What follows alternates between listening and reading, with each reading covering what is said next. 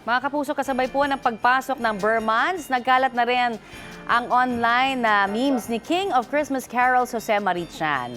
May pasilip-silip na para bang teaser na ready na siyang kumanta. Ayan o, inat-inat pa. Mismong si Sir Joe naaaliw sa nakikita niyang memes ng kanyang sarili. Excited na rin daw siya sa pagpasok ng Pasko kahit may mga pagbabago dahil po sa COVID-19 pandemic. Kung dati raw ay nakakapag-concert pa siya, ngayon ay nagre-record na lang siya ng video para i-share ang kanyang talent sa pagkanta.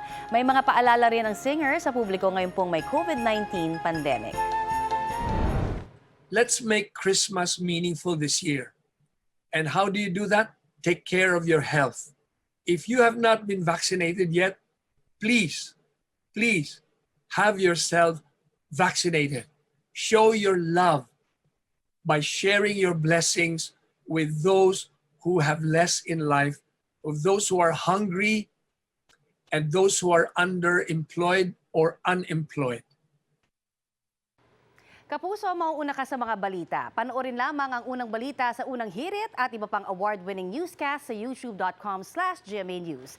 I-click lamang ang subscribe button. Sa mga kapuso abroad, maaari kaming masubaybayan sa GMA Pinoy TV at www.gmanews.tv.